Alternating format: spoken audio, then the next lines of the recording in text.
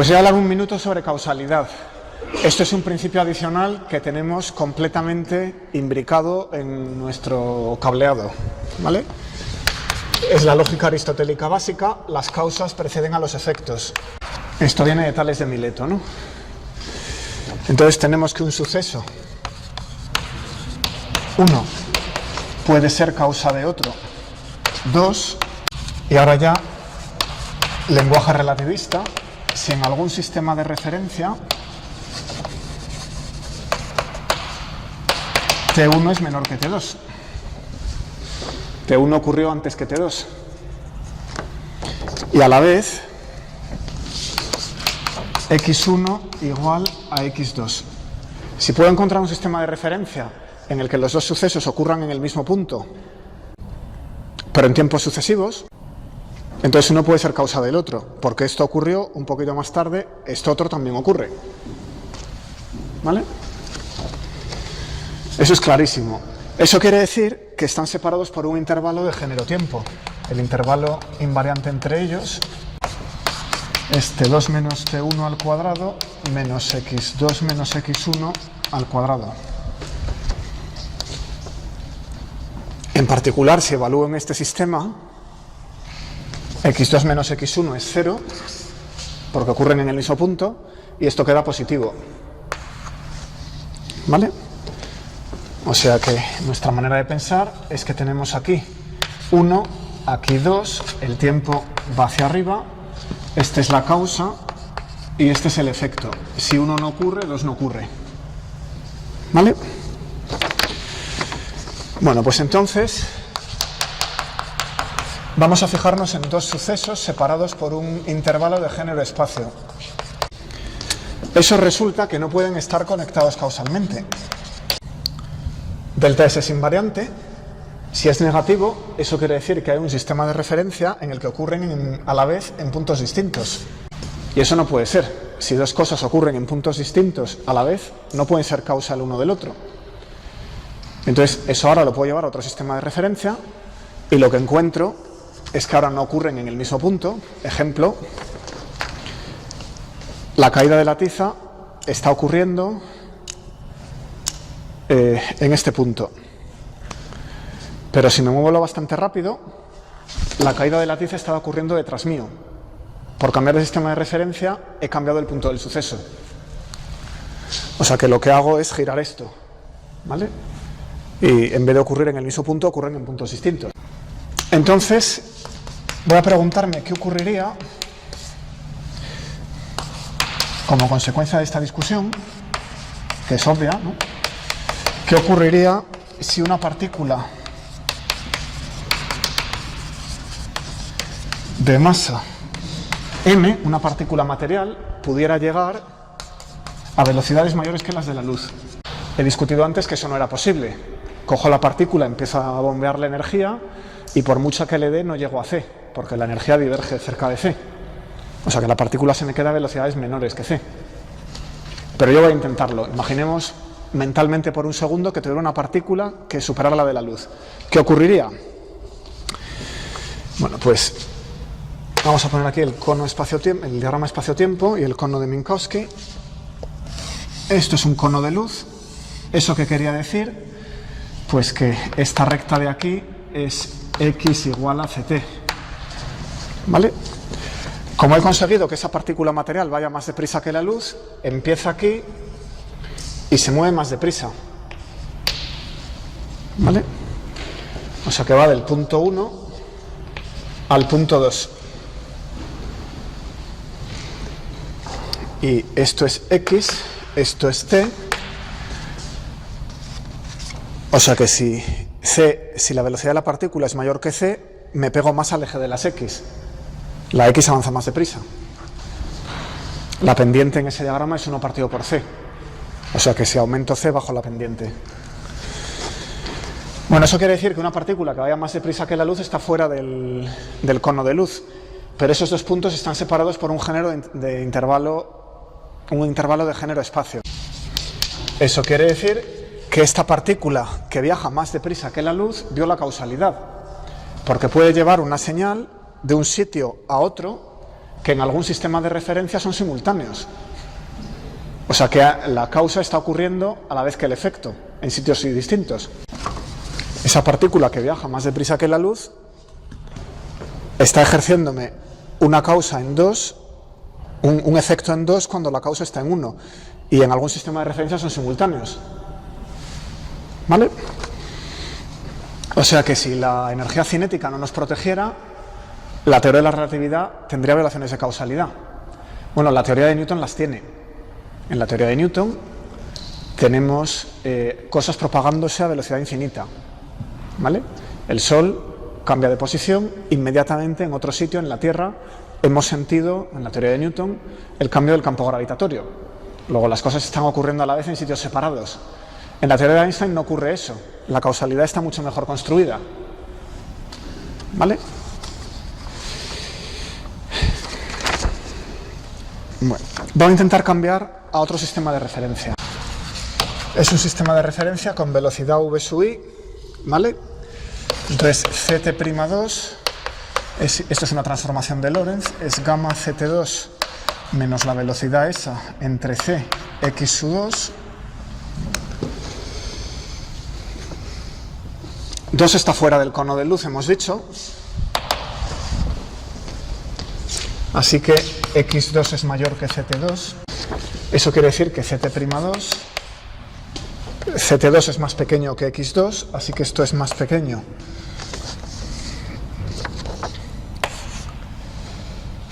A ver, este signo me cambia el sentido. x2 es más grande que ct2. Si lo escribo en términos de ct2, si esto es mayor, con el menos, esto es menor que, ¿vale? Cambia el sentido de la desigualdad respecto a esta. Y aquí me queda ct2 menos vt2, que es gamma c menos vt2. ¿Vale? Bueno, entonces, v era mayor que c. Me he subido a una partícula que se está moviendo más deprisa que la luz. Me he subido a la partícula aquí. O sea que, como v es mayor que c, eso es negativo. Así que ct'2 es negativo. O sea que en ese sistema de referencia que se mueve con la partícula, no es que sean simultáneos, es que 2 ocurre antes que 1. La partícula sale de 1 y llega a 2 antes de salir en ese sistema de referencia. O sea que dio la causalidad a lo grande. Las velocidades por encima de la luz no son permisibles. ¿Qué nos protege de este problema? El hecho de que la energía fuera mc² partido por la raíz, que tiende a infinito cuando la velocidad se acerca a c. Así que no tenemos relaciones de causalidad. ¿Vale? Bueno, ¿y qué pasa si las partículas tienen masa cero? Pues las partículas de masa nula, en lugar de esta relación que teníamos genérica, m² c² más p² c², van a tener energía simplemente pc. Ese término se cancela, saco la raíz y me queda el módulo de p por c.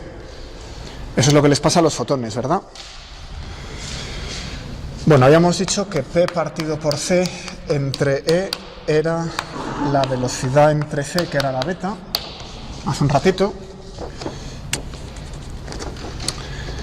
Entonces, si e es igual a pc, esto de aquí es 1 en la dirección de beta. ¿Vale? Pero eso quiere decir que el módulo de v es igual a c. O sea que las partículas de masa nula, todas se mueven con velocidad c. O sea que no violan causalidad, están justo en el límite del cono de luz. Eso quiere decir que v es c beta. ¿Vale? Bueno, ¿qué partículas hay con masa nula? Los fotones, perfecto.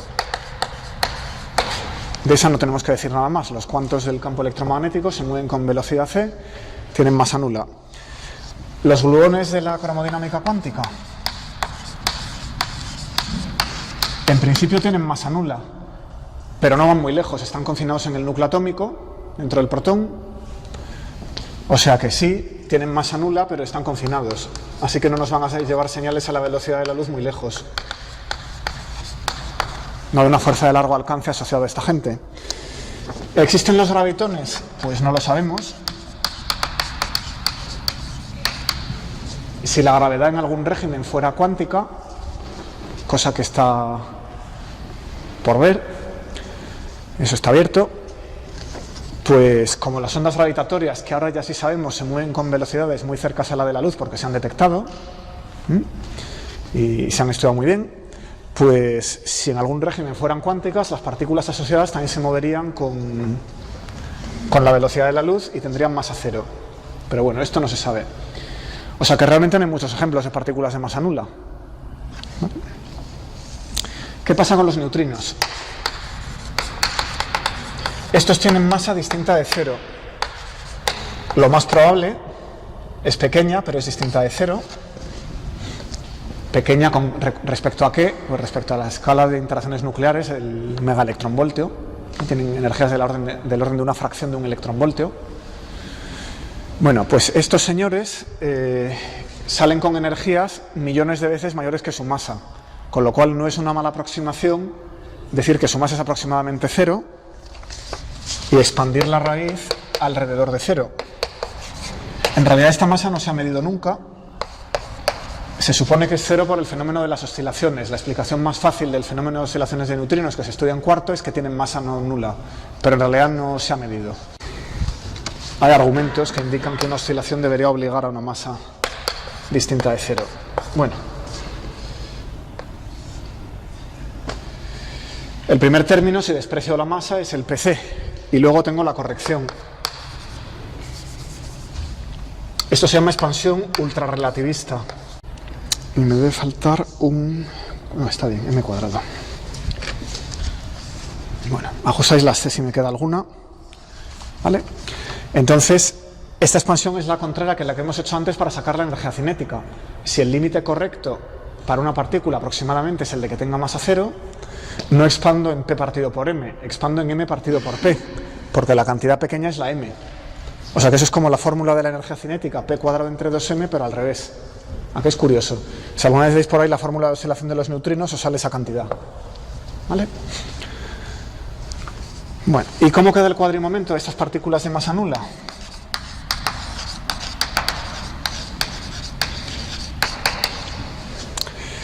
Pues P, hemos dicho que era P0P, P0 era la energía dividido por C, pero la energía es PC, o sea que la energía dividido por C es PC.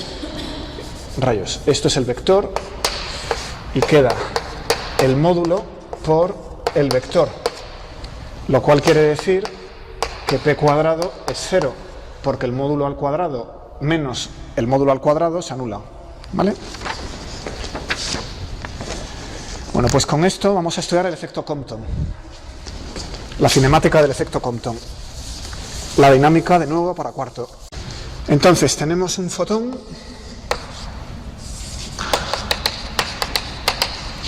Una partícula con masa. Por ejemplo, un electrón atómico, lleva un fotón de rayos X y se dispersan. Esto es lo que pasa a la entrada, eso es lo que pasa a la salida de la reacción. ¿Vale? Pues vamos a estudiar la cinemática, y así vamos introduciendo la teoría de colisiones. Entonces, ¿con qué probabilidad ocurre ese suceso?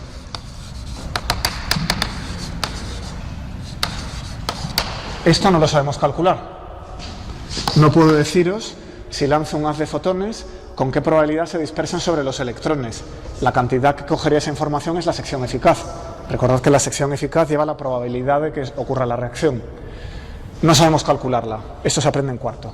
¿De acuerdo? Lo que sí puedo hacer es estudiar las leyes de conservación.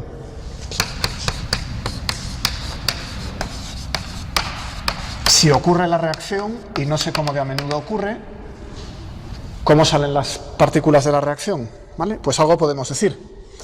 Entonces, al principio, en el estado inicial, tenemos un momento, al fotón se le suele dar la letra gamma por los rayos gamma de Rutherford. Perfecto, no es esa gamma. Y hemos dicho que tiene momento P, porque es una partícula sin masa. Y si cojo el eje del movimiento del fotón a lo largo del eje X, esto es la elección del eje X, lo escribo como P P, 0, 0. ¿Vale? El electrón en un átomo va a estar en reposo cuando llega el rayo X y esto va a ser mc0, 0, 0. La energía en reposo es mc cuadrado, divido por c para sacar el cuadrimomento y queda mc. Bueno, después de la reacción, ¿qué tenemos? Pues el fotón sale con un cuadrimomento que va a tener coordenadas P'. Ahora explico lo que es el coseno que sale aquí, coseno de teta, P', seno de teta, 0. Teoría básica de colisiones que ya vimos. Blanco en reposo, partícula que entra, partícula que sale, blanco que retrocede. Y este ángulo era el ángulo teta. Como ya os habéis estudiado la teoría de colisiones, la no relativista, pues la cinemática la misma. ¿Vale? Bueno, ¿qué hace el electrón? A la salida, pues como el momento se conserva,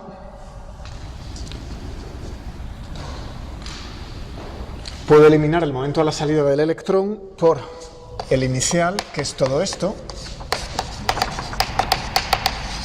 menos el que se lleva el fotón. Y si queréis escribirlo, esto es P más mc menos P', P menos P' coseno de teta, menos P' seno de teta, 0. La reacción ocurre en un plano, eso no ha cambiado de la teoría no relativista. Estamos en el sistema del laboratorio, así que tenemos un plano, por conservación del momento. Y aquí está el momento del fotón y el momento del electrón. Bueno, pues os voy a obtener una ecuación que se llama la ecuación de Compton. Entonces, lo que voy a hacer es coger la conservación y elevarla al cuadrado. Esto de aquí, que he usado para eliminar el momento del electrón a la salida, la voy a elevar al cuadrado. ¿Vale? Si la energía del momento se conservaban, el cuadrado de esa ecuación también se conserva. Fijaos en qué sentido es un cuadrado. Fijaos que esto es un cuadridector de Lorentz. O sea que esto quiere decir P gamma mu más P e' mu por P del fotón mu más P del electrón con la mu arriba. Y todo con primas. Eso es una notación breve para decir el cuadrado del cuadridector. ¿De acuerdo? Bueno, pues a operar. Voy a coger esta ecuación y la vamos a operar. Entonces, aquí hay varias cosas. P gamma prima al cuadrado. Pero eso es 0. Luego P e' al cuadrado. Y dos veces el doble producto. 2P... Hay una manera más fácil. Esperad. Hay una manera más fácil, que es pasar el fotón al otro lado. Dejadme ver, eso es cierto, pero es más fácil con esta otra. Aislar P', va a dar igual. Va a dar igual. Aislar P' y dejarlo como P gamma más Pe menos P gamma prima al cuadrado. Eso también es cierto. Simplemente coger esta y elevarla al cuadrado. Y esto de aquí es P gamma cuadrado más P gamma prima cuadrado más Pe cuadrado menos 2P gamma prima P gamma menos 2P gamma prima Pe más 2Pe P gamma.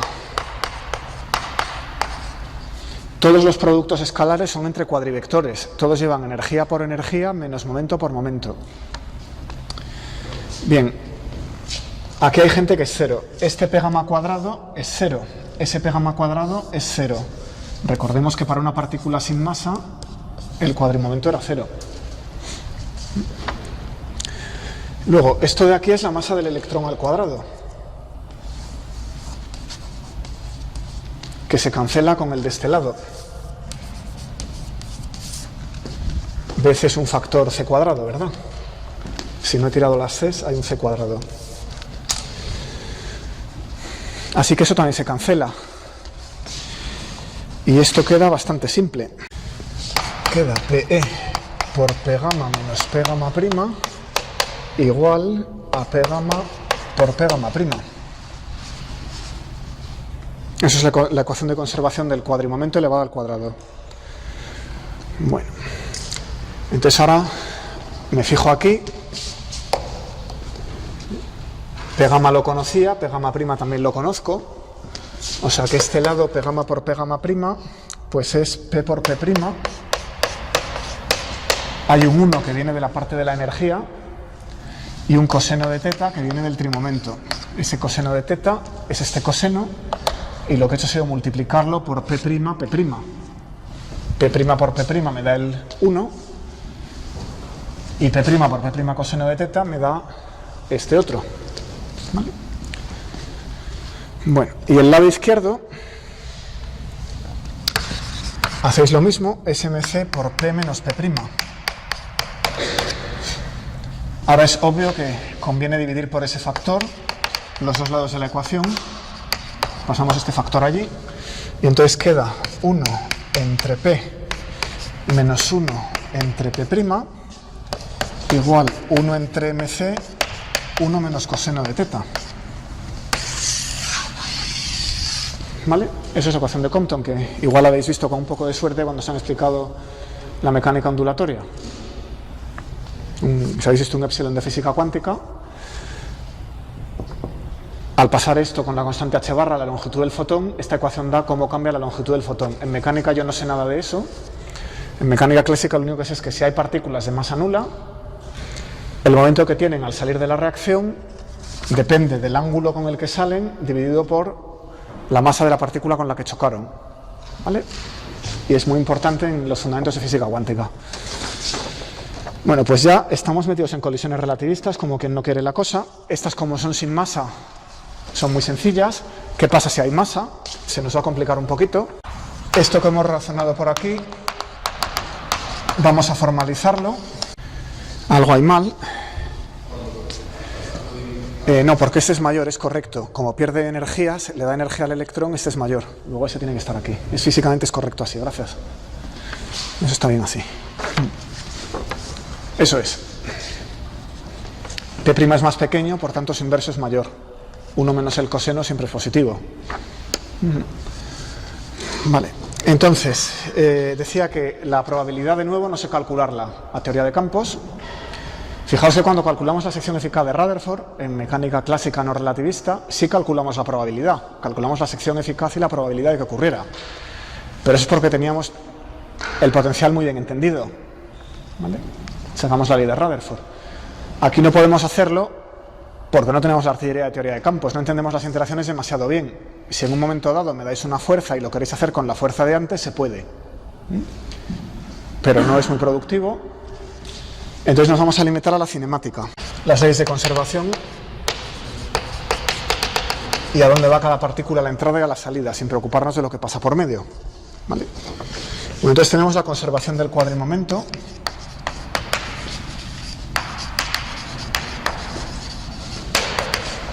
A la entrada, la suma de todos los cuadrimomentos es lo mismo que a la salida. Y esto es la suma de todos los PJ mu a la entrada, sumado sobre J, para todas las partículas que haya. Ya no se va a conservar el momento de cada una individualmente, solo se va a conservar la suma de todas. Y esto lo mismo, es la suma de todas las que haya a la salida.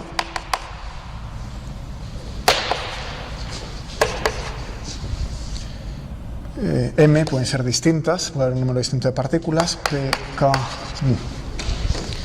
Bien, empiezan los problemas. Esto en la mecánica clásica no relativista era una ecuación lineal en la velocidad, ahora no. Ahora nos aparece el factor gamma. Tenemos que PJ es la masa de la partícula J por su velocidad. Eso sería lineal al meterlo ahí, pero ahora está el factor gamma J de V.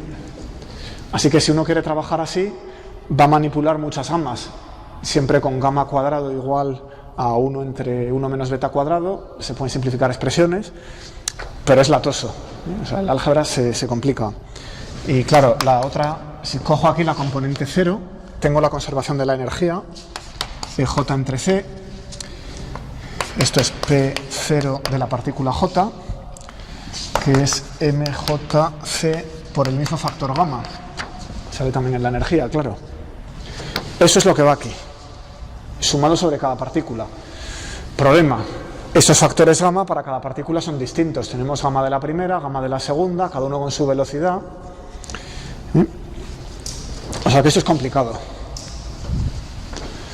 Vamos a hablar de sistemas de referencia un momento, porque antes cambiábamos fácilmente de sistema de laboratorio a centro de masas, pero ahora tenemos que usar transformaciones de Lorentz para cambiar de sistema de referencia.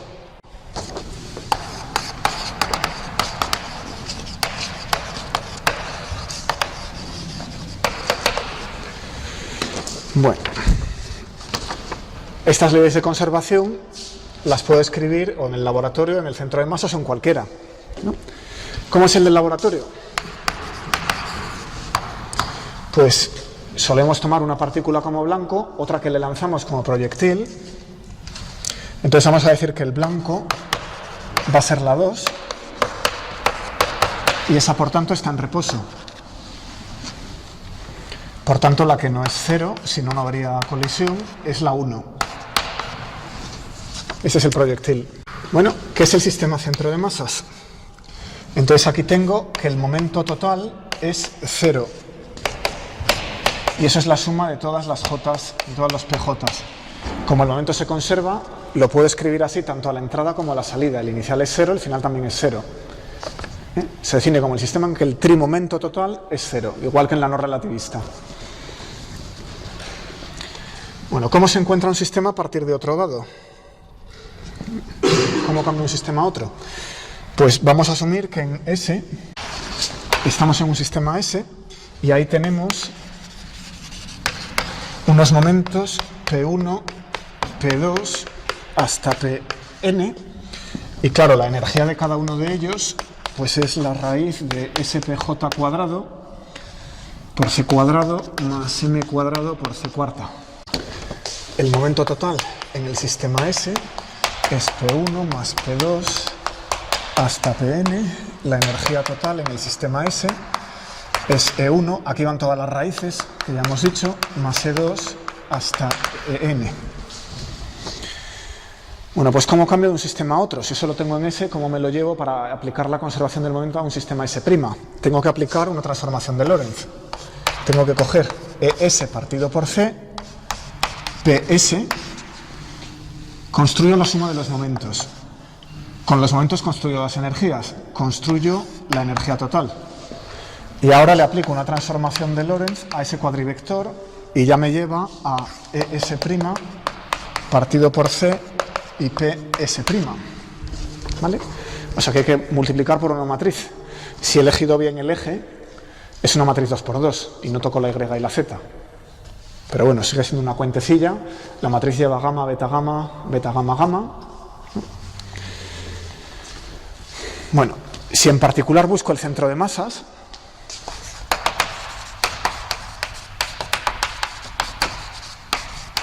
tengo un sistema cualquiera y quiero llegar al del centro de masas, esto es más sencillo porque sé que el momento de llegada es 0. Tengo que llegar aquí a 0 en el centro de masas, porque es la definición, la suma de los momentos es 0. ¿Vale? O sea que tengo que coger un momento y llevármelo a 0. ¿Qué velocidad tengo que usar? Podéis construir la transformación de Lorentz, pero es muy fácil darse cuenta de que tiene que ser precisamente P dividido por E. Si quiero poner las Cs en C cuadrado. ¿Ok? Si cojo como velocidad precisamente P partido por E, eso es como si esto fuera una sola partícula, es decir, cojo el sistema compuesto de 14 objetos y lo cojo entero como si fuera solo uno. C es un momento total, entonces con una sola partícula con ese momento y esta velocidad. Si resto esa velocidad ya he terminado. Me he dejado el momento a 0, ¿vale? O sea que ese es el resultado. Podéis intentar construir una transformación de Lorentz que os deje aquí a 0 y ver qué os sale esto. Ya sabéis construirlas, ¿no? Ponéis la matriz, multiplicáis esto por la matriz, solo hay una incógnita que es la velocidad, la resolvéis y sacáis esto. Bueno, entonces esto es un jaleo. Salvo tres cosas muy sencillas, en cuanto uno tiene transformaciones Lorentz llenas de raíces y energías llenas de raíces, ya la energía no es cuadrática, porque antes teníamos polinomios, teníamos que la energía cinética era p cuadrado entre 2m, pero ahora tenemos una raíz. Entonces la álgebra es bastante apurada, ¿no? O sea que lo que se suele hacer es utilizar variables invariantes, pero ya lo dejo para mañana y lo que voy a hacer ahora es un ejemplo de cómo se puede funcionar así, ¿vale? Voy a hacer como ejemplo la emisión de un fotón. Voy a trabajar así. Pero vamos, siempre que se puedan utilizar variables invariantes, es mejor utilizar variables invariantes, como veremos mañana. Bueno, ejemplo. Una partícula de masa m emite un fotón. De masa nula, claro. Entonces, la partícula estaba inicialmente en reposo. Bueno, pues se pide que calculemos la masa y la velocidad de la partícula final. ¿Como función de qué? Pues vamos a tomar como variable independiente la energía del fotón a la entrada. Alguien ha preparado un haz de fotones de energía conocida y en términos de esa energía queremos ver con qué velocidad sale la partícula final. Hay que plantear la conservación de energía y momento. Entonces, antes de la colisión tenemos una partícula m con velocidad 0 y tenemos un fotón cuyo cuadrimomento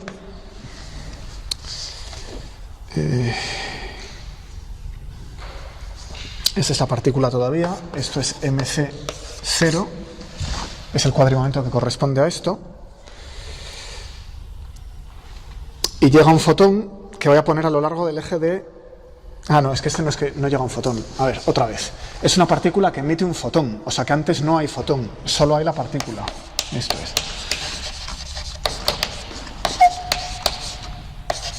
En el instante inicial solo tenemos la partícula o el núcleo que se desintegra o el átomo que se desexcita, partícula en general.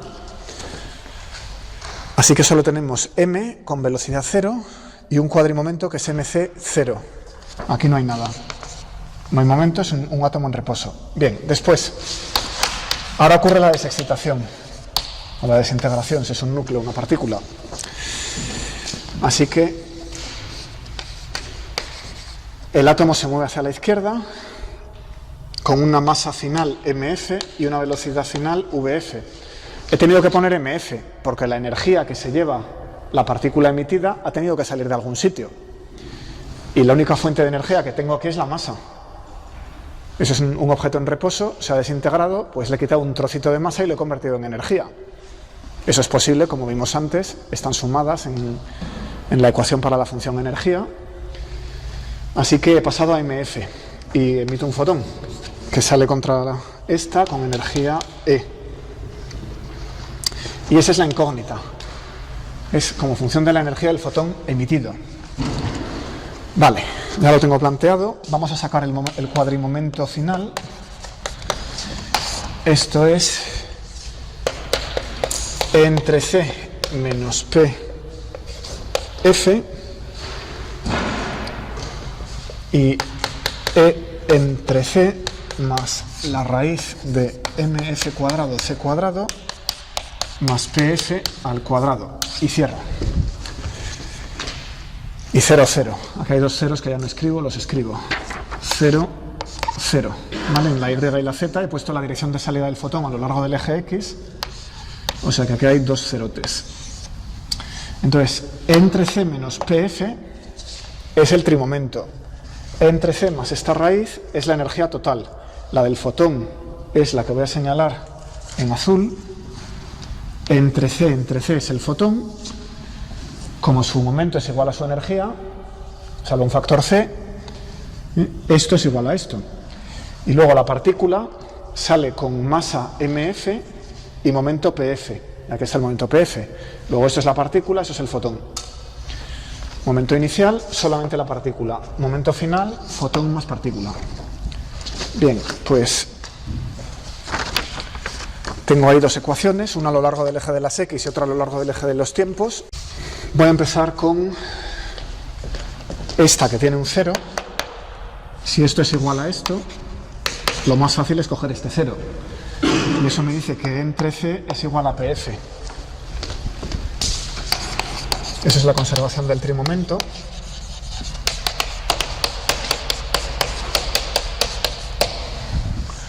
Me indica que vale el momento de la partícula emitida en términos de la energía del fotón.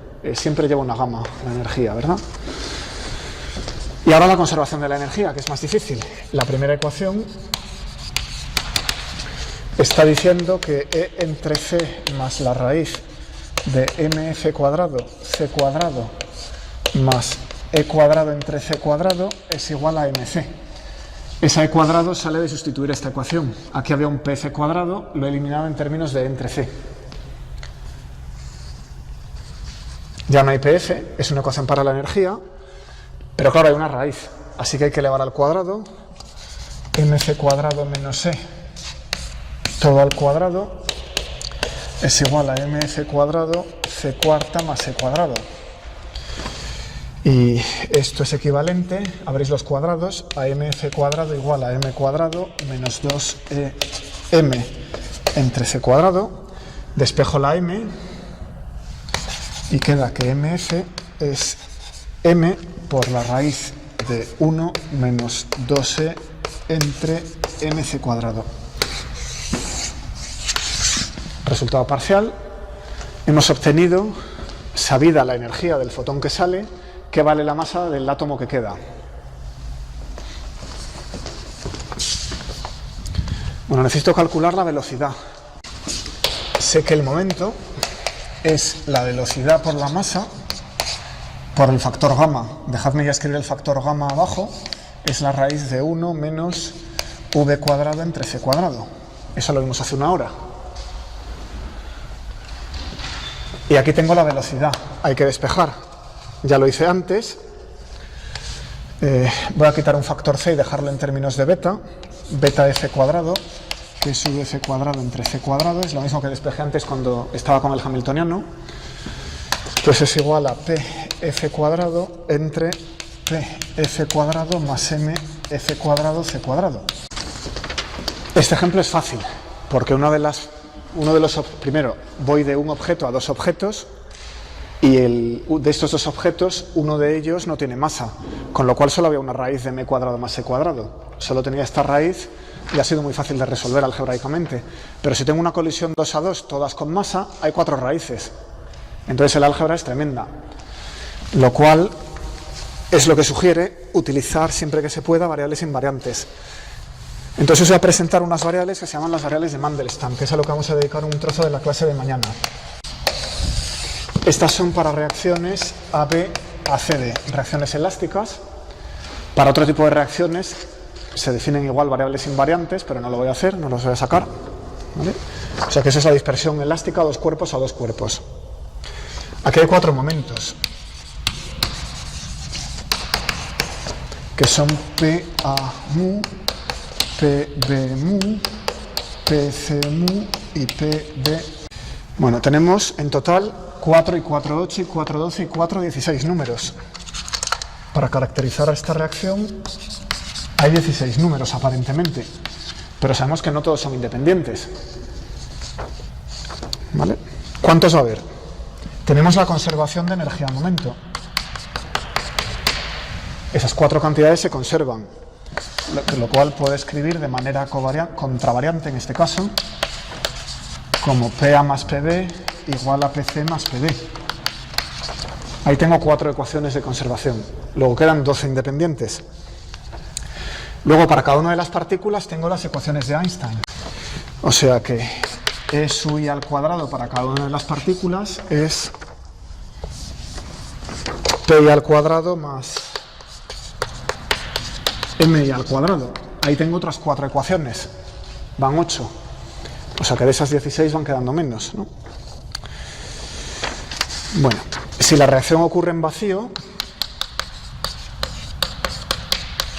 no hay ningún metal que me dé una dirección privilegiada, ningún cristal, entonces tengo invariancias bajo rotaciones, con lo cual la elección de los ejes es arbitraria.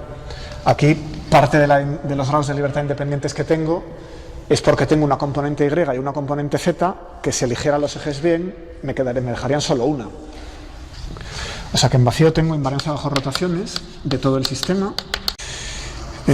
Entonces, ¿qué puedo hacer? Por ejemplo, puedo coger el eje Z, es una dirección típica, o el eje X, a lo largo de la dirección de entrada de A y B. Me voy al sistema centro de masas. Para concretar, en el centro de masas podemos tomar la dirección del momento A paralela al eje Z. Y PB es paralela con signo menos. Claro, en el centro de masas entra con momento contrario. ¿Vale? Estas son tres condiciones. Esta elección no tenéis por qué hacerla, podéis hacer otra. Elegís otros ejes, pero siempre quedan tres condiciones. Y finalmente, ¿puedo hacer eso en el estado final? No. En el estado final ya no tengo opción porque los momentos han quedado elegidos. O sea que PB es menos PC y... aquí falta una mu. PD es menos PC. Estamos también en el centro de masas por esta ecuación. ¿Puedo elegir el eje Z a lo largo de la dirección de salida? No. Esta es la dirección de entrada. Las partículas pueden salir así. Lo único que puedo elegir es decir que la reacción ocurra en un plano y me queda este ángulo. Me queda un ángulo libre, ¿vale? O sea que en realidad me quito una cantidad. Total, que tengo dos condiciones más. Voy a elegir que P de Y sea 0 y que PCY esto sea 0 en el centro de masas. Y en total me quedan dos variables independientes. Si las contáis todas deben ser 12. Había 14, había 16 independientes y quedan 2. ¿Vale? O sea que de esas 16 variables solo hay que usar 2. Entonces mañana vamos a buscar dos variables que sean invariantes Lorentz y que sean independientes. Ese es el plan. Entonces teníamos un problema de dos cuerpos, A más B, AC más D, en el que había 4 cuadrimomentos independientes, PA, BB, PC y PD. Cada uno es una lista de 4 números, así que aquí hay 16 números. Estaba diciendo que no eran todos independientes. Teníamos la conservación del cuadrimomento, que es la conservación del momento y de la energía separadamente, que son 4 condiciones. La condición de capa de masas, las energías y los momentos no son independientes para cada una de las partículas. Otras 4 condiciones. ¿Por qué se llama esto condición de capa de masas? Porque para una partícula sin masa, el módulo de P es igual a E, es un cono, como ya hemos visto. ¿Vale? Y para una partícula con masa, esto de aquí, pues es un hiperboloide que tiene por asíntotas las del cono, donde ese valor es m, el eje de la energía es el que va hacia arriba, hacia aquí van los momentos, Px y Py, por ejemplo, ¿vale? Entonces la energía mínima de una partícula que tenga masa m es mc cuadrado, estoy poniendo c igual a 1, ¿vale? O sea que ese es hiperboloide. Bueno, a esa superficie se la llama capa de masas, porque es una superficie determinada por ese coeficiente que es constante, ¿vale? En el espacio EP. Eso es un vocabulario. Total, que hay 4 condiciones de capa de masas de Einstein, 4 condiciones de conservación de energía y momento. Luego tenemos por invariancia Lorentz la libertad de elegir el sistema de referencia. Si elijo el centro de masas, PB es menos PA, son 3 condiciones. PD igual a menos PC, ya no dice nada nuevo, no hay 3 condiciones más porque es redundante, ya que se puede deducir de la conservación de energía-momento y de esta de aquí, la elección de centro de masas. Y finalmente, la invariancia bajo rotaciones me permite elegir el eje Z, pues por ejemplo como la dirección de entrada, PA, PD ya es antiparalelo al eje Z. Esos son 2 ángulos, porque orientar un eje en el espacio me cuesta 2 direcciones. Y respecto a PC y PD, que no tienen por qué salir en la misma dirección, salen en otra dirección, pero lo que puedo hacer es tumbar el plano XZ para que todos los momentos, incluyendo estos dos, estén en ese plano. PA y PD van a lo largo del eje Z y PC y PD están en el plano XZ. ¿Qué ha pasado? La capa de masas,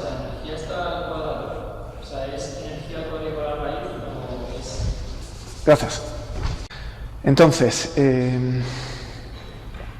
eso es un ángulo más, ¿vale? Puedo orientar el eje de las X de manera que el plano de reacción sea el ZX, con lo cual, por invariancia bajo rotaciones, tengo 3 ángulos. Claro, los 3 ángulos de Euler para orientar un sistema de referencia. No me extraña. 3 y 3, 6, 6 y 4, 10, 10 y 4, 14. Hay 14 condiciones. Esas 14 condiciones se las quito a los 16 números que caracterizan la cinemática del proceso y me quedan 2 independientes. Normal, no hay sorpresa. Puedo elegir la energía y el ángulo de salida en el centro de masas. Igual que en la mecánica no relativista. Problema con esas dos variables que usábamos en mecánica no relativista, que no son invariantes Lorentz. Lo que estoy intentando motivar es el uso de variables invariantes, que se pueden calcular en un sistema de referencia y usarse en cualquier otro. Bueno, entonces, ¿qué variables invariantes puedo usar? Puedo tomar uno de los momentos, por ejemplo el PA, y construir su cuadrado. PA mu, PA mu. Eso es invariante Lorentz. Pero tiene un inconveniente, y es que PA mu por PA mu es E cuadrado menos P cuadrado, que es M cuadrado.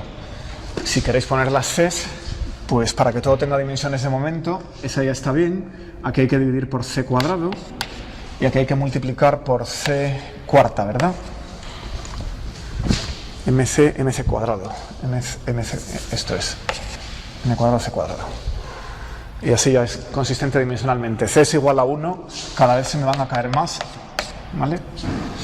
En el sistema de unidades natural, la velocidad, en el sistema de unidades de gravitación, el geómetro dinámico, la C se pone siempre a 1. Bien, esto es una constante.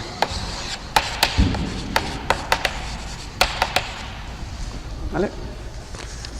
Eso quiere decir que esto no es una variable cinemática. Precisamente es una de estas restricciones de capa de masas. O sea que PA cuadrado no me sirve. ¿Vale? Esa no puede ser una variable invariante. Lo mismo con cualquiera de las otras, PB por PD, PC por PC, PD por PD. Me tengo que esforzar más. Vamos a combinar dos de ellas. Voy a coger A y B. ¿Qué pasa si cojo PA y le sumo PD? Y construyo un invariante que sea esto. Eso es invariante Lorentz. Todo lo que sea un producto escalar bien construido va a ser invariante. ¿Vale? Bueno, esta variable ya sí es una variable, no va a ser una constante. Se le da de nombre la letra S de Mandelstam.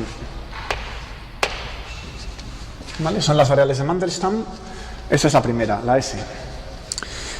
¿Qué es S? Es la suma de los cuadrimomentos a la entrada de la reacción elevados al cuadrado. No me dice mucho. Vamos a intentar interpretarla físicamente, ¿vale? Voy a ver que no es trivial y a continuación lo evalúo en el centro de masas.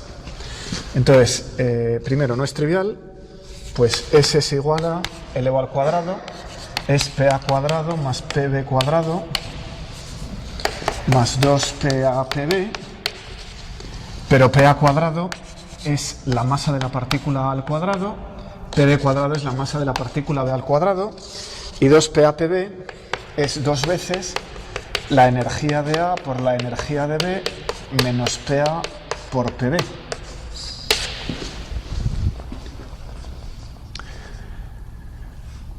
Depende de la energía o del módulo del trimomento, que es equivalente. Y si no estoy en el sistema centrado de masas, PA y PB no son antiparalelos. O sea que aquí podría haber un ángulo. ¿Vale? O sea que esta variable es una variable cinemática. Bien, en un sistema de referencia arbitrario la expresión es esta, y no sé nada más, pero en el centro de masas es muy sencilla y es muy fácil de interpretar.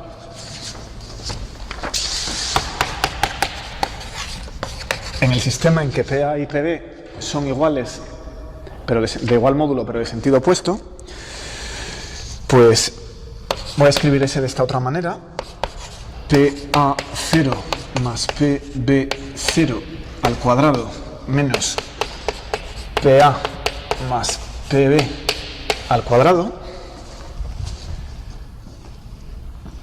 Aquí lo que he hecho ha sido multiplicar y luego ir evaluando los cuadrados. Ahora lo que voy a hacer es primero sacar las componentes mu y mu a 0 o i y separar la parte espacial de la parte temporal. Pasco el hombre del tiempo, ¿verdad?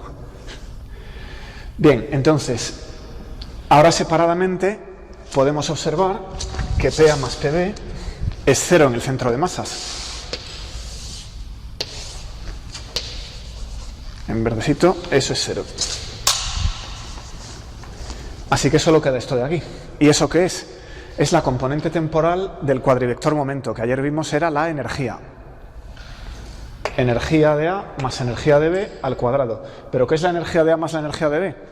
Es la energía total antes de la reacción, en el estado de entrada.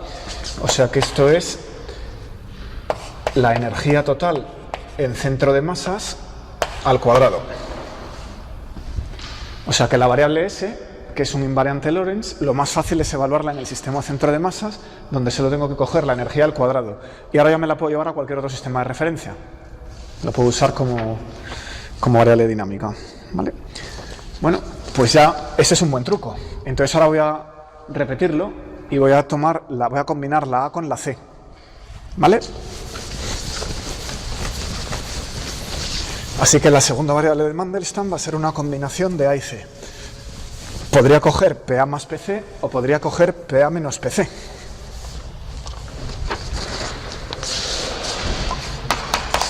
Siguiendo el alfabeto, si esta era S, esta va a ser T. Entonces vamos a definir T como PA menos PC. Esta es la elección astuta.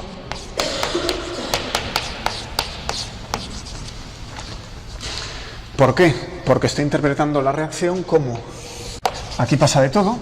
La partícula A sale, la partícula B sale y se convierten en la C y la B. ¿De acuerdo? Aquí hay un montón de interacciones que no controlo, gravitatorias, nucleares, eléctricas, lo que sea, y por aquí se va a transferir un momento. Entonces el momento de A va a pasar al de C menos algo. Entonces lo que interesa no es la suma de A y C, porque están en lados distintos de la reacción. Lo que interesa es la diferencia entre ellas, PC menos PA, o al revés, PA menos PC, tal como he puesto la flecha, es el momento transferido.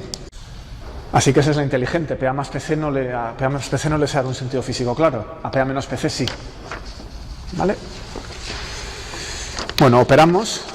Esto es, claro, PA menos PC cuadrado. Es lo mismo. Y es PA cuadrado más PC cuadrado menos 2PA PC, que es igual a MA cuadrado más MC cuadrado menos 2EA EC más 2PA PC. Y aquí vuelvo a ver que depende de las energías y depende del ángulo entre A y C. O sea que es una variable dinámica. No es trivial. La vamos a evaluar en el centro de masas. Repito lo mismo. Y esto queda MA cuadrado más MC cuadrado menos 2EA EC más 2PA PC coseno de teta en el centro de masas. Vamos a ver. La S de Mandelstam era solamente la energía en centro de masas al cuadrado, no dependía del ángulo de salida. La T sí, luego son independientes.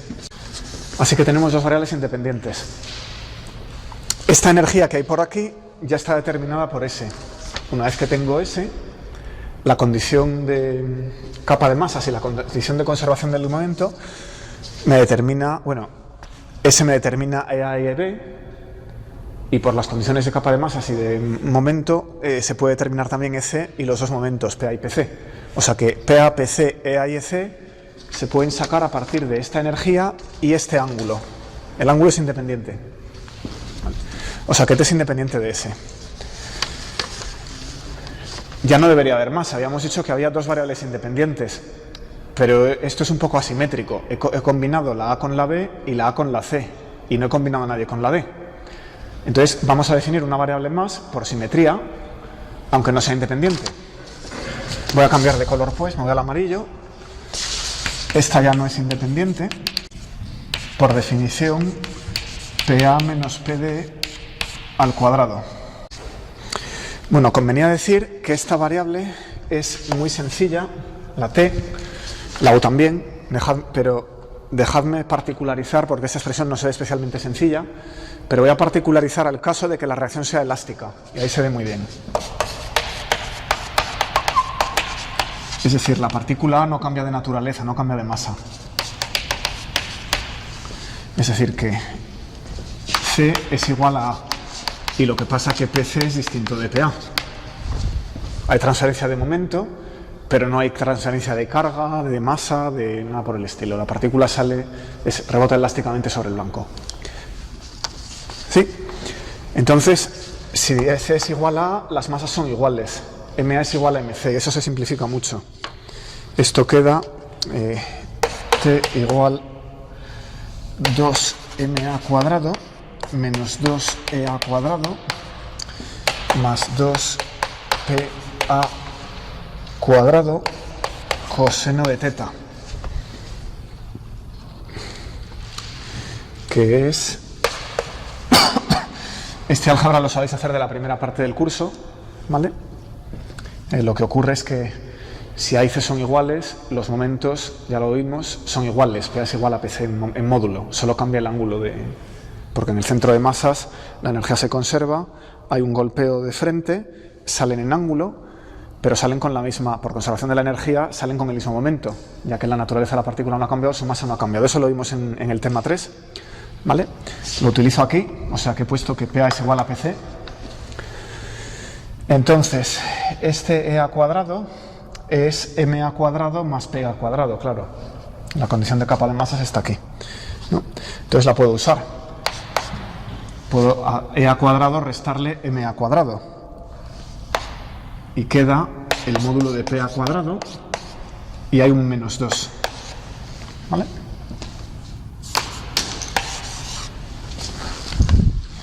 Bien, con ese otro término, 2 lo mismo, ya no lo escribo. Tenemos que T es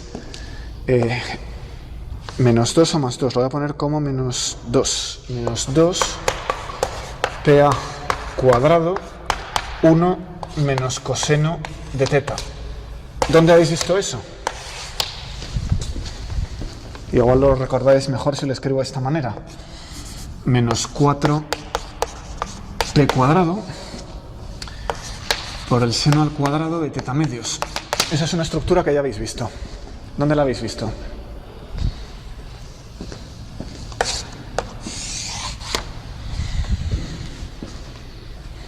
Eso es la T evaluada en el centro de masas y para partículas A y C idénticas. La partícula A es igual a la partícula C y la B a la D. No hay transferencia de números cuánticos ni de nada por el estilo. ¿Dónde habéis visto ese objeto? No me digáis que no suena. En la fórmula de Rutherford, ¿no? Eso salía en el denominador de la fórmula de Rutherford para la dispersión de cargas eléctricas. ¿Por qué salía allí? Porque esto es el cuadrado del momento transferido, con signo menos. ¿Vale? Este 4P cuadrado, seno cuadrado de teta medios, salía en el inverso, en el denominador, y es 1 entre Q cuadrado. O sea, esta T es el inverso, esta T es menos, hay que cambiar el signo, es menos el cuadrado del momento transferido del AEC, del par AC al par BD. ¿De acuerdo? Esa es la interpretación. Bueno, la U es casi igual. Si la evalúo en las mismas condiciones, si cojo A igual a C, B igual a D, pero los momentos son distintos, y evalúo esto en el centro de masas, me queda una fórmula casi igual a esta, pero con el signo del coseno cambiado. U es igual a menos 2P cuadrado por 1 más el coseno de teta. O sea que es muy parecida a la T, pero ha cambiado el signo del coseno. Entonces se habla, cuando uno tiene una reacción, de intercambios en canal S, canal T y canal U, cosa que se aprende en física nuclear. Si en una reacción tenéis la aniquilación de un par, por ejemplo un electrón y un positrón se aniquilan y sale otro, el objeto que intercambio, esto, tiene de momento PA más PB. De manera que la amplitud de dispersión se escribe de manera obvia en términos de S. El momento transferido es S. ¿Vale? El momento al cuadrado transferido es S. Así que ese tipo de diagramas se llaman diagramas en canal S. Si uno tiene un intercambio así entre A y C, pues eso es como la dispersión de Rutherford. Y el momento transferido al cuadrado está relacionado con T, ¿vale? Menos T. T es T. Y finalmente, si lo que hago es un cruce de partículas así, ¿vale? La A va a la D y la D va a la C, el momento transferido ahí al cuadrado es U, y eso de manera natural se llama canal U de reacción. Bien, esto ahora no viene mucho a cuento, pero estas variables sí que son útiles para cualquier cálculo cinemático, porque las podéis evaluar en un sistema de referencia y usarlas en otro. Y en el centro de masa son muy fáciles de evaluar. Y os voy a dejar un ejercicio, que es que me demostréis, hemos dicho que no son independientes, pero son especialmente fáciles de relacionar. La suma de las tres, S más T más U, es igual a la suma de las masas al cuadrado. ¿Vale? Eso muestra que la U no es independiente. Si doy S y T, la U ya queda fijada. Quería hablar ya un último detalle de relatividad especial, que es el efecto Doppler. Lo habéis visto levemente en primero, lo repaso por si acaso. Y con esto cerraría la teoría del curso. Os recomiendo que cojáis algún ejercicio y lo intentéis resolver mediante variables invariantes. Con cualquier problema de un libro que esté resuelto a base de raíces y tal, que es un jaleo, probad a formularlo en términos de variables invariantes, ¿vale? Bueno, vamos a hablar unos minutos sobre el efecto Doppler. Entonces, si tengo una onda, el número de crestas o de valles que atraviesan una superficie o un detector dado, pues es un número que se puede contar, y es 7. Y si han pasado 7, han pasado 7 en cualquier sistema de referencia. Entonces puedo utilizar la fase de la onda como un invariante, y claro, la fase de la onda, vamos a llamarla alfa, va a ser omega t menos kx. Y evidentemente eso está organizado como un producto escalar invariante Lorentz. Vimos que la ecuación de onda era invariante Lorentz, así que no me sorprende que las soluciones también tengan aspecto correcto, ¿no? Esto es algo que va con la componente temporal, con más, y el producto escalar de dos componentes espaciales con menos, o sea que es un producto invariante Lorentz. Si lo evaluara en otro sistema de referencia, aquí tendría omega prima t prima menos k prima x prima, ¿vale? Y las dos tendrían que ser iguales. Bueno, entonces sabemos que ct y x es un vector contravariante, son las coordenadas agrupadas en un cuadrivector, ¿vale? Eso quiere decir que omega partido por c y k con un menos es un vector covariante. Y si quito ese menos, entonces es contravariante. Omega partido por c y k es contravariante. ¿Qué es esto? Omega t menos kx es lo mismo que omega entre c por ct. Ahora la métrica, esto es eta 0, 0 más eta i j en ki xj, ¿vale? Ahí tengo dos vectores contravariantes multiplicados. Si el signo lo absorbo en la k, ese es uno covariante, entonces tengo esto que es igual a menos kj, ¿vale?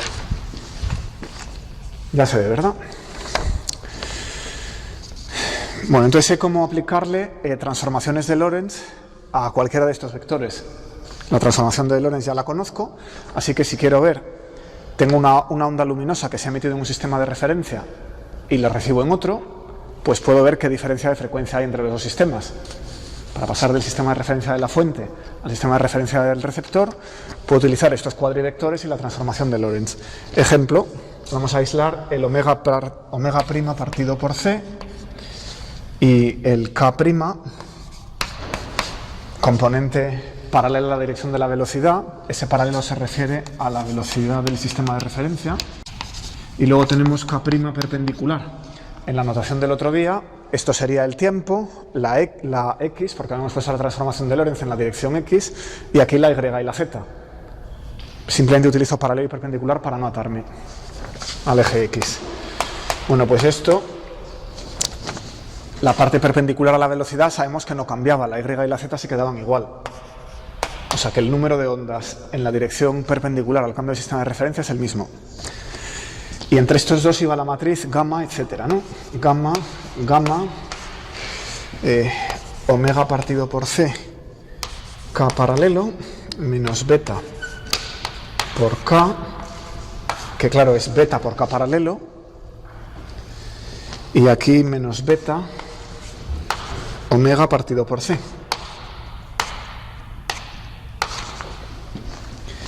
Y este menos es porque el vector omega entre c y k es el contravariante, va con el menos. Si quiero ver cómo se transforma omega c menos k, entonces llevaría aquí un más, que sería la matriz inversa. ¿Recordáis, verdad? Los covariantes y los contravariantes se transforman al cambiar de sistema de referencia con la matriz inversa el uno del otro. O sea que ese vector llevaría aquí un más, pero claro, el menos estaría escondido en la k, ¿no? Esto sería menos k. Vale.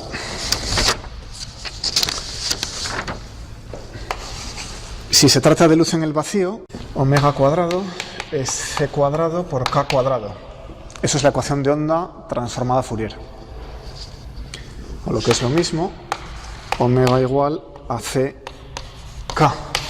que es la relación de dispersión. Esta en realidad no es dispersiva.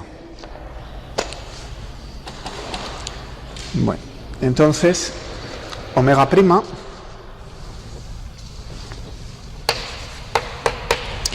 es igual a gamma omega, y ahora esta ecuación la voy a sustituir aquí para quitarme de encima la k. Y me queda 1 menos beta coseno del ángulo. Ese es el ángulo que forman la dirección de la onda y la dirección del sistema de referencia, y sale de este producto escalar. ¿Vale? Bueno, pues esto es la fórmula del efecto Doppler relativista, que habríais debido ver ya.